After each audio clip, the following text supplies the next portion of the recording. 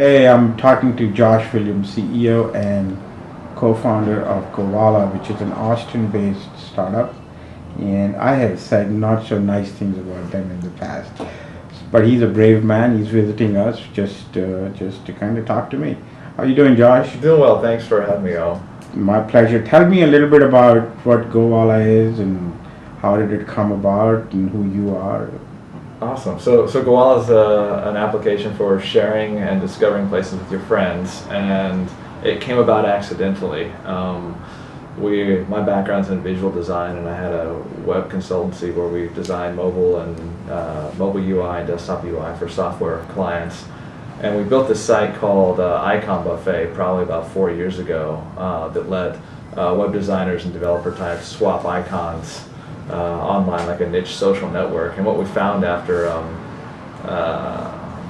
a year or so is that no one actually ever used the icons for anything. They were just there to collect and socialize, and it became kind of like this Pokemon collect them all sort of mentality. And so we realized that maybe we were doing the wrong thing, and instead of having some sort of practicality to this community, we just needed to turn it on its head and make it into a game. And that was about the time Facebook platform was coming around. So we kind of started this company, spun it as a social gaming play, and we built this game on Facebook called Pack Rat. And Pack Rat was kind of a cult hit success. It made money. The company was profitable, not Zynga money, but money that we were happy about. And coming out of that, we began to look at the fact that we had this somewhat successful game on Facebook that where you collected icons for hours and hours on end, and we began asking ourselves, what if we could use the same sort of collectible mentality, but instead of collecting cards, people were collecting places. And that was kind of the spark that grew into Gowalla, and it went a lot farther than that. I mean, obviously that was the original vision, and where we are now is a significant departure. But that was the original idea, is what if your iPhone was a passport, and the places that you go, you check in and you got a stamp, and kind of that visual icon was a memoir, if you will, the travel log of the places that you go. So that was kind of the original idea. And then you start layering, the social graph on top of that, and that's where we are. So looks awfully or sounds awfully similar to Foursquare, which I've been very vocal about saying that it's my favorite application. Sure. So tell me, how are you guys different? So when we built this, we really didn't have any idea what we were getting into in the location space. We had never played with location before, and so we didn't have any preconceived notions of what we thought this thing should be. And so we basically said, if you've got an iPhone and we can get a GPS coordinate, we're going to let you go out and create spots wherever you are, without concept of siloing people in cities or even sourcing our data somewhere. And we just figured, we'll let wheels off, we'll let people go and do it themselves. We'll create the taxonomy, you go add the content. And so our entire community has been built from the ground up. We've got over 350,000 locations now that have been created entirely by our users. How many users? I'm not going to say yet. We're happy about it, though. Maybe we can talk about that in a couple of weeks. But 350,000 spots, that's in nearly 160, maybe over 160 countries now. So we're closing in on all the recognized countries in the world. And it's pretty remarkable to see people go out and share places wherever they're going, whether it's the coffee shop down the street or some obscure spot out in remote West Texas. And so we really see Gowalla as kind of being this almost record book of all the places that you've been. I mean, I think the Foursquare guys got one thing right, which is the whole notion of the mayorship and the expertise, becoming the mayor and the game element of it. I think that's where they kind of have an edge over you guys right now, in my opinion. So leaderboards are an interesting thing, because whenever you put a point system or an incentive behind something, you're leading people down a certain path, and it can incentivize people to do unique and interesting things. And I agree that it's a really compelling aspect of it. I like it, in fact. One of the reasons why we shied away from that is when we had leaderboards in Pack Rat, we found that it incentivizes unique behavior patterns where people are perhaps, encouraged to do things that aren't normal, whether that's checking in, multiple times, or doing things that are a little bit outside the norm. So we kind of wanted to take a wait and see approach. Yeah, but sorry to interrupt, but I just feel like that's the fun part of the application. Not Sure. just like I was on my way back to San Francisco. I was in Florida, Dallas, and San Francisco airports in one day, and I got like a badge for jet setter, and just like, oh wow, that's fun. It was like, even though it's like completely pointless, Sure. but it makes it more fun and more engaging, and whereas your application is not to that level right now. So I agree. I agree that the aspect of the mayor is definitely a compelling reason to use the application. Like I said, I think we decided to build our app more around the idea of collectability instead of competition, and but yeah, there are definitely things we can do to improve there. Okay, let's talk about the idea of what you guys are doing. Looks like Yelp just announced that their new app, and it's got check-in built into it. How does it impact you guys? I honestly don't know. I mean, I read the news actually, and I got excited because I think it validates the space. It wasn't terribly surprising. Maybe it happened a little bit earlier than we expected it to, but I like the idea of fresh blood in the system, and it means that we're all kind of operating in this really unique hot space. And I try not to let that go to our head too much, because I really do feel like we arrived here accidentally.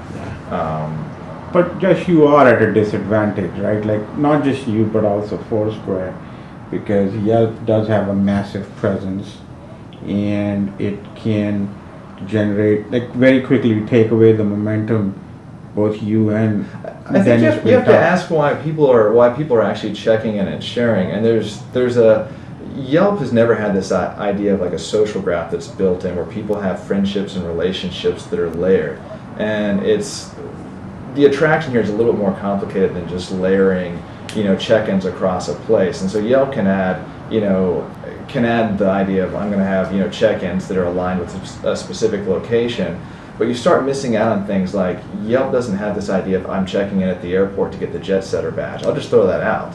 Like, that doesn't exist, and I'm curious to see if Yelp, decides to go down that path. So they could use this to basically use that as almost like a crowd sentiment, to kind of rank places based on people checking in. Sure. I think it's a smart idea. Why aren't you guys doing it? I mean, even though you have, I don't know, X thousand number of people, why shouldn't you be doing that sooner? No, I think... Why not just take them head on?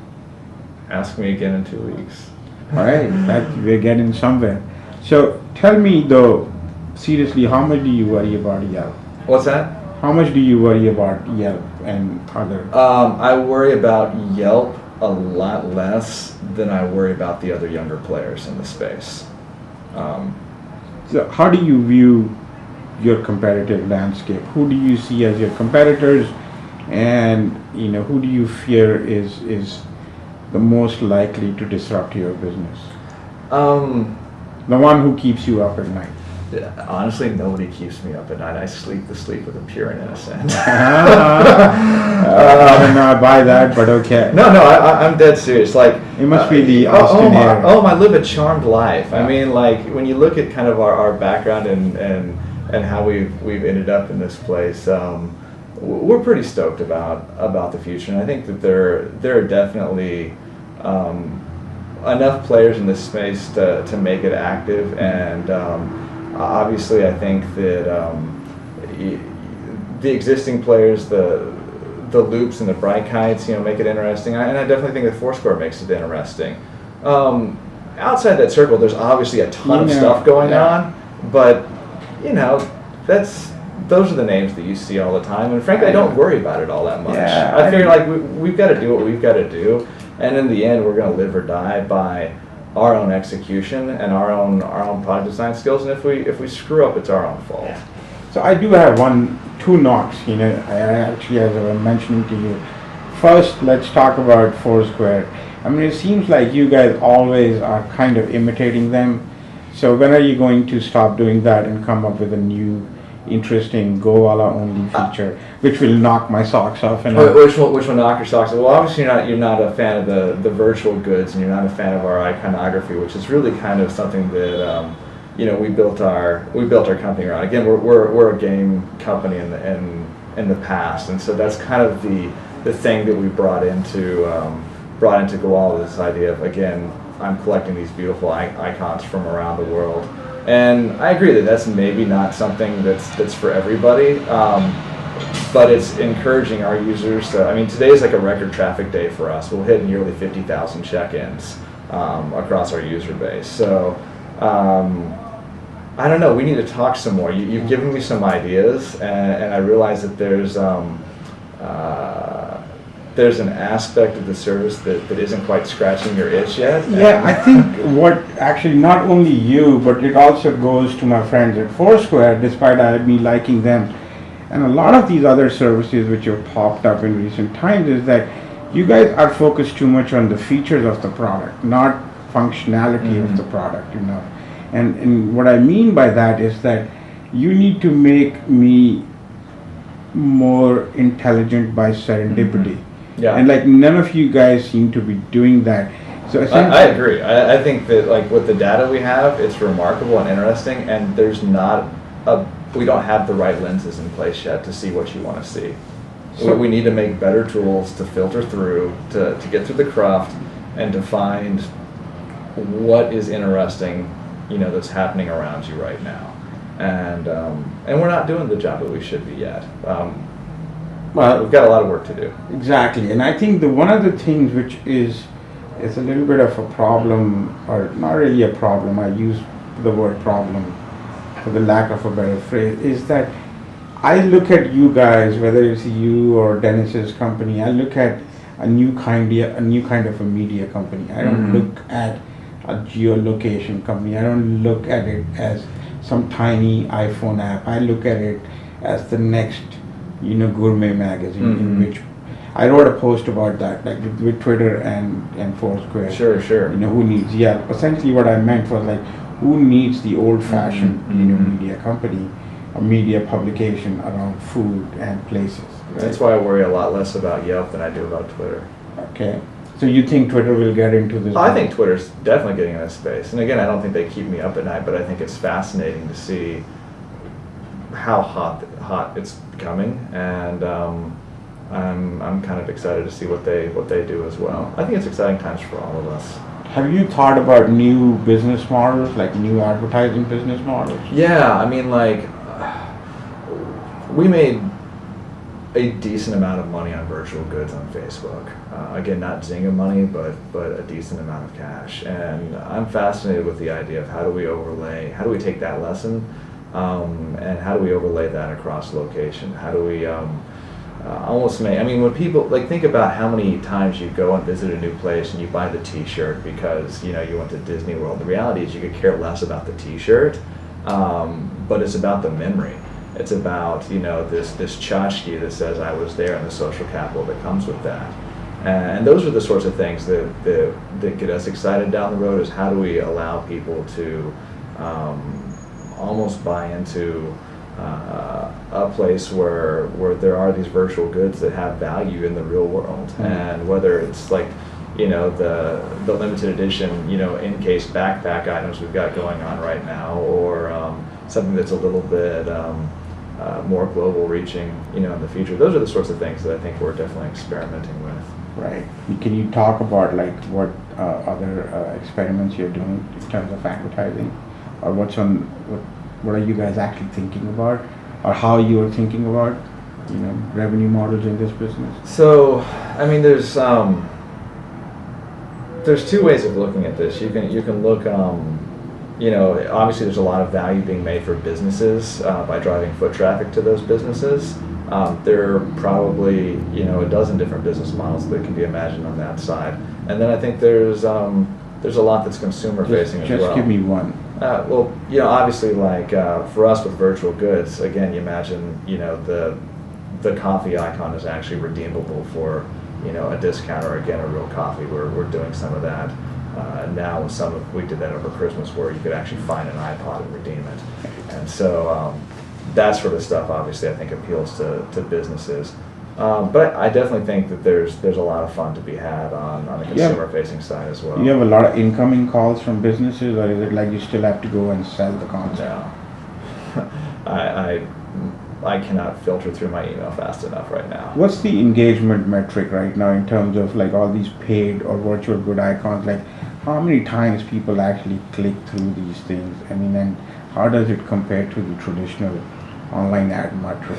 Well, that's why we're experimenting, because I don't think we've got good answers for that right now, and that's why we're excited about kind of working with some people early on that are a little bit on the edge, because we honestly don't know what a good metric looks like or what a bad metric looks like, and I think there's going to be a little bit of trial and error that goes on over the next couple of months. But what have you seen so far in the tests or experiments you've done with virtual goods? Like what kind of usage have you seen?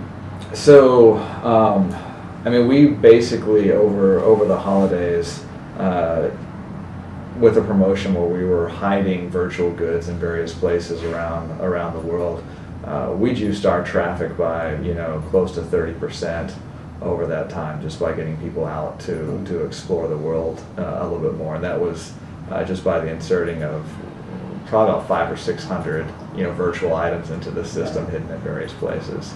So tell me, how big are you, man? Come on, really. Stop joking around. Are you bigger than Foursquare? No, we're not bigger than Foursquare, but we only launched our app in September. We're happy with where we are. Oh, come on, you can tell me. You're bigger, more than 100,000 users? 50,000 users? Oh, you're not giving us enough credit, though. I don't know. I'm just asking you, man. Listen, I can talk to you again in a little while. I mean, come on. You're on, like. I mean, I'm not coming to Austin anytime soon, so. Nah, the South by is coming soon. You need to come down for that. Yeah, it's too much work. So, but yeah, no, I think that. I said we're going to see close to 50,000 check-ins today. You can extrapolate something.